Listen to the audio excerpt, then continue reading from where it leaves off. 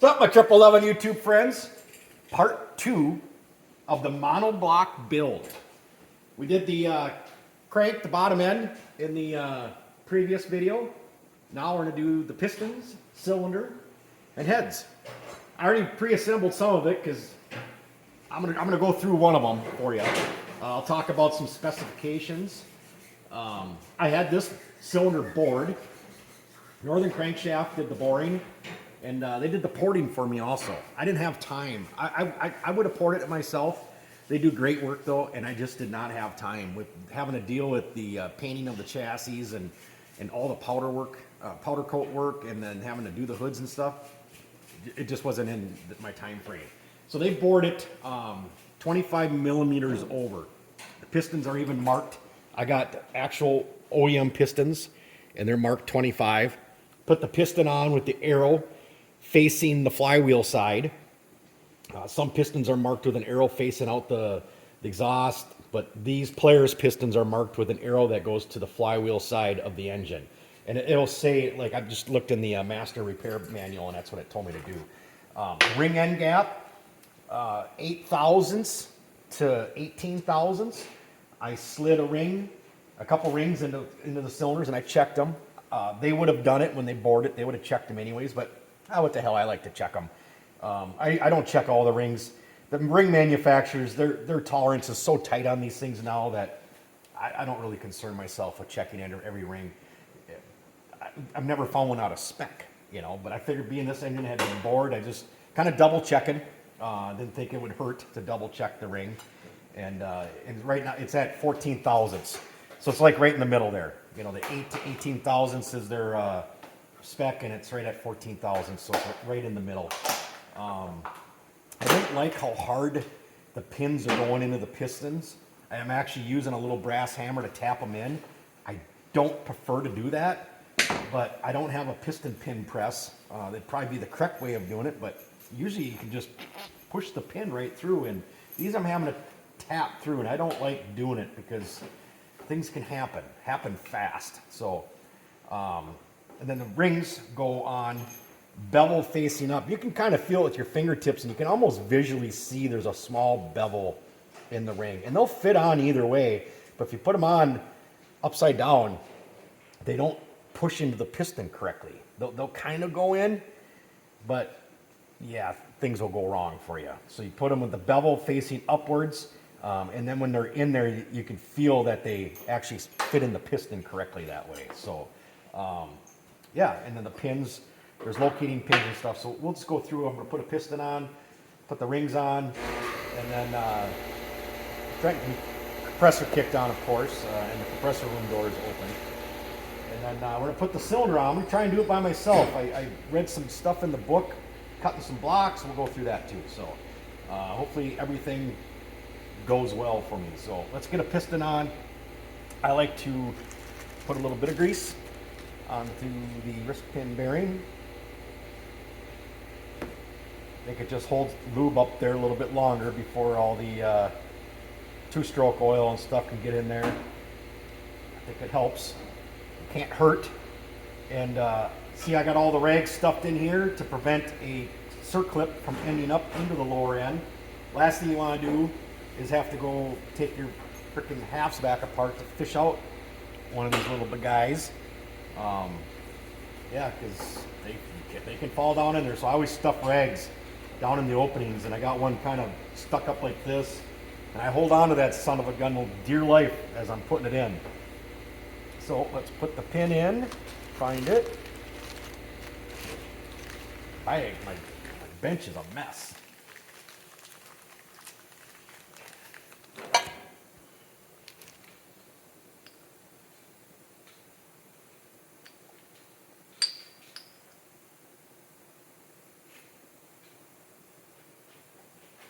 I just kind of wiggle it. I just make sure it's going in there correctly. That one I'm actually able to push in by hand, which is the way I usually like to do it. I don't like having to tap them in. That I do not like to do. The first two I had to tap them in. I did not like it. But yes, that's how I like them to go in, like that. And then I just use a 10 mil right on the end of the pin to push it in that last little ways. And you hear that tank? That means it hit the circlip on the other side. So that means it's set all the way in. Start this in like this.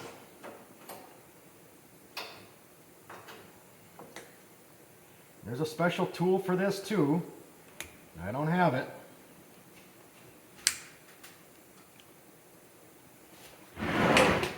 Try not to cover up what I'm doing here, but for the sake of keeping track of this pin or clip, I have to.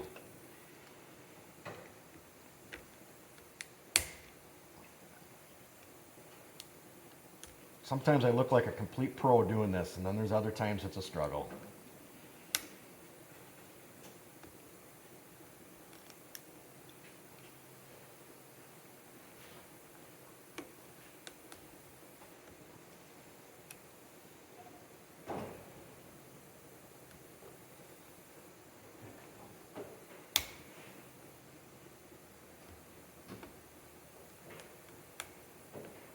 Wow.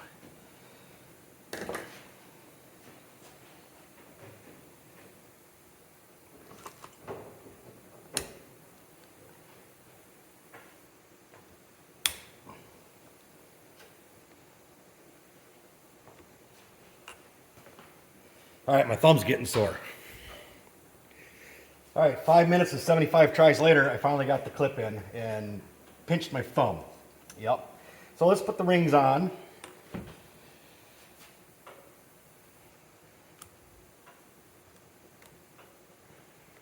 And see, like I said, when you put them on the right way, you can push them one way and they'll sit into that piston groove correctly. If you put them on upside down, they'll kind of go in there, but they won't go all the way in. So you'll know right away that it's on wrong. All right. Now, uncover this beauty. Everything's oiled good. I'm going to squeeze some oil on the top of the pistons. Ooh, we better get a base gasket going here. Let's get a base gasket out of the gasket kit.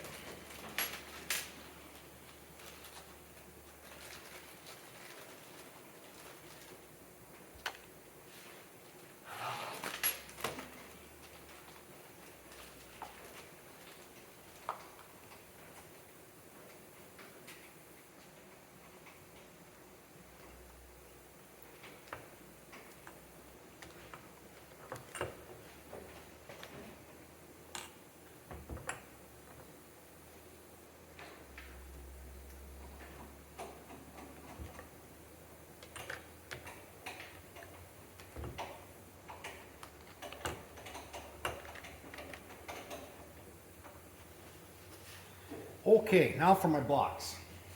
I'm going to find what I do with them. God, you wouldn't think I could lose something on this bench. I'm going to bring my book over here too for the tightening sequence of the heads later. Here's my blocks. I just cut them 3/4 of an inch thick. A couple blocks. Go in the center cylinder, onto the center piston underneath it.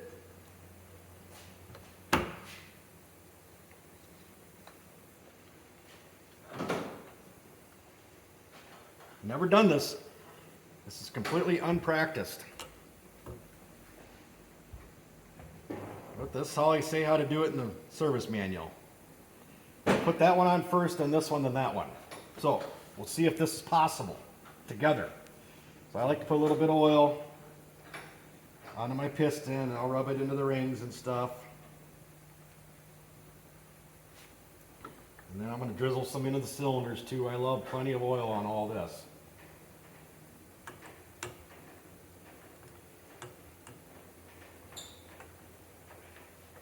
And put some in the cylinders.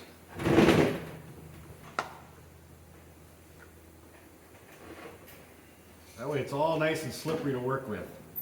Cuss fest. Nothing but cussing.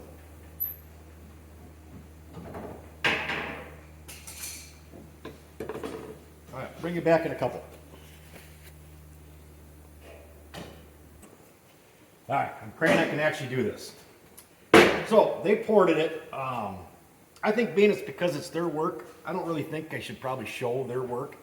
but the exhaust side is ported and polished beautifully. The intake side, they definitely took a lot of material out of there because the intake side on these things have a lot of room for improvement. So yeah, being it's their work, I don't think it looks great, put it that way. And I don't need to hear from all the porting experts on how everything's done wrong in this cylinder. So they did a nice trail port job on it. I'm sure it's going to perform better than it would have stock, just because the intake ports inside of these on the splitters are just freaking, it's blunt, it's huge, and it's no longer like that anymore. So let's pray that I can do this all by myself with no assistance. And I'm trying. I'm really going to try to do this.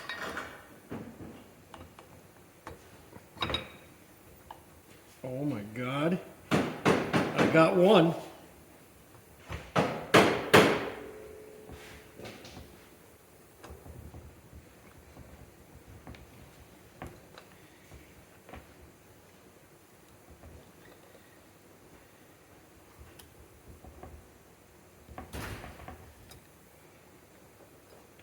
My block slipped though. But I got one.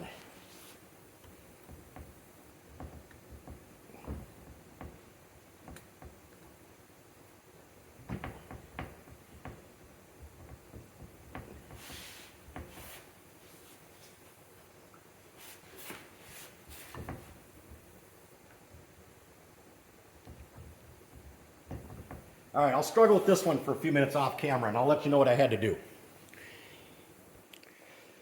All right, so I forgot to turn the camera back, but actually the pause, 5 minutes tops. The blocks, yep, they worked. They helped to get the first piston started. Then basically I got the blocks out of the way and just kind of balanced the cylinder, and I was kind of blocking the camera the whole time, so I was kind of having to hold it like this, get the center one in, and then got the mag in last. So it's PTO center mag is the series that I put them on. So these little blocks do help to get it started. Then once you get that first one on, it's not too bad. So they're all in. And so I just like to rotate the assembly before I put any of the bolts on and stuff, and just make sure everything's moving freely. You don't want to hear anything dragging, scraping, crunching, cracking. You want to move it up and down a couple times. And then I'm going to take and add a little bit more oil onto these so that can get down in the rings a little bit. And then I'll run it up and down again, because a lot of the oil is going to go away as it goes through that port opening. So I just like to try and get plenty of oil all into these cylinders and stuff for that initial fire up. All right, I'm liking it. Everything's moving nice and freely. So I'm going to put the nuts on the cylinders. I did buy new nuts for the cylinders. You've probably seen on the bottom end, I just used the old bolts. But I did go to O'Reilly's today, bought new Dorman nuts for the cylinders here. The old ones are getting rusty and crusty, and for a few bucks for brand new nuts, it's well worth it. Well worth it. So I'll bring you back when I start to tighten this up, and we'll go through the tightening sequence on it. All right, let's talk about a couple things. Cylinder nuts, 28 foot-pounds on the torque on them, or the way I do it, the old doubled up wrench deal. And here was an interesting fact. I was trying to find the torque sequence of, do you start in the center and work your way out? Well, in the book, it says you start on the intake side on the PTO end. So you start here. And this is how I always torque my cylinder nuts. Good and tight. 2 wrenches pulled good and tight. So you go from intake, exhaust, you work your way down the cylinder. That's how you torque a monoblock cylinder down. I would have never thought, like I said, I would have thought you start in the center and work your way out. Start down here, work your way down. Cylinder heads. I bought a set of SLP cylinder heads for this engine. Here's an SLP head right here. I bought a set for it. But in '98, on the HO engines, by '98 they really had the heads figured out. And I talked to a good buddy of mine this morning, threw an idea at him about running the stock heads, because they're basically machined identical to the SLP head. And we both determined, you know what, the heads in 98 were phenomenal. No reason to even put these on here. I'll probably just save these for another project, or I'll sell them. I'm not going to use them because I'm going to run the stock heads. So I put the gasket on. It's a one-piece head gasket. No longer runs O-rings in 98. They run a crushed gasket. Put that on. There's an upside marked right in the gasket right here. So you got to make sure you got it facing correctly, because you can put it on upside down. You can't read up, but you could read exhaust because it's marked exhaust for the exhaust side. But if you flip it the other way, you can read up and then you can't read exhaust. But if you have it the wrong way, it doesn't fit on the cylinders correctly. So just something to remember. So I'm going to finish putting the heads on. I looked up the torque sequence on these. Being that they're individual heads, they'll just get torqued down like an individual head. You just go work your way back and forth across, and I'll show the torque and when to torque these at, or the torque, the pattern. And I'm going to torque these at 18 foot-pounds. I already did these two. And all the heads are marked too. We got a PTO, a cylinder, and a mag. They're all marked on the top with a little initial. So we just run these bolts down a little ways and we will torque.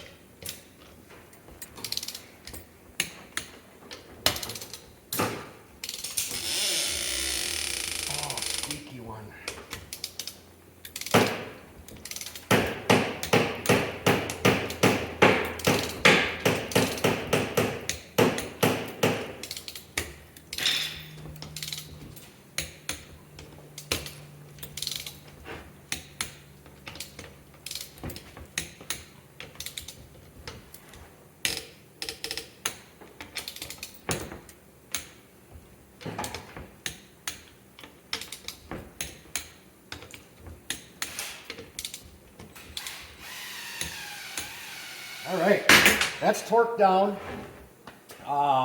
Yeah, I'll bring you back in a few. Oh, here, let me show you the sequence. So here's the sequence, 18 foot-pounds.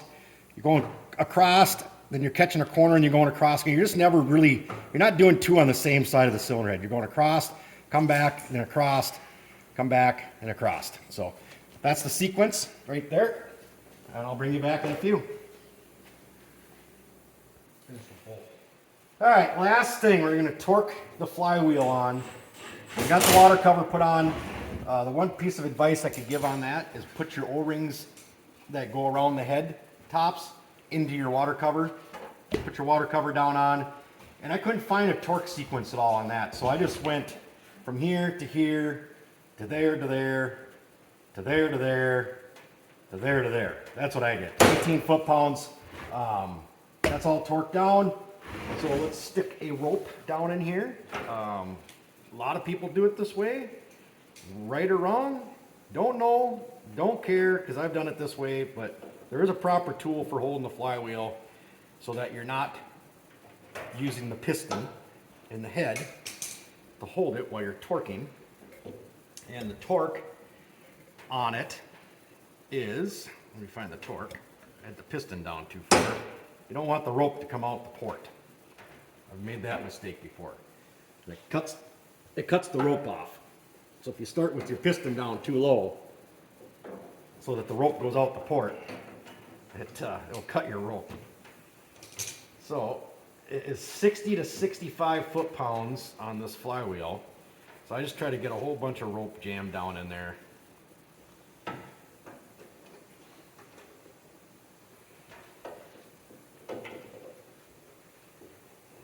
Feels like that might work. So, give it a whirl. I get my torque wrench. Crank it up.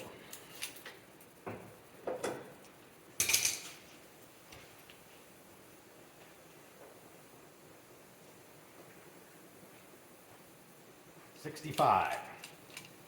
This is going to be a tight one. Hopefully I can hang on to the engine and everything.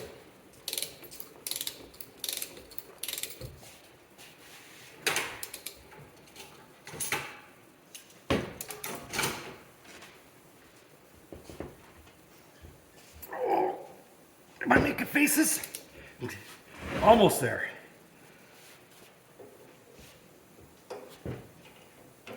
Oh, God, that's a lot. But we got it. So, rope trick worked again. Well, there it is, guys. There it is. A 600 XLT monoblock build. See them nice exhaust ports there? So, that's it. God, hopefully you guys picked up something out of this. I mean, I don't know if told you about anything you might not have already known, but I can't wait to hear this thing running. It's getting close. I'm gonna do a video here of the update of the sledge here pretty quick, and Trenton has been working non-stop on them, and they look looking pretty freaking impressive. So thanks for this. Sorry the videos are getting kind of long. I'm trying to go through a lot of this stuff, but this thing is really close to going back in the sled. Yeah, it's gonna be amazing. Thanks everybody.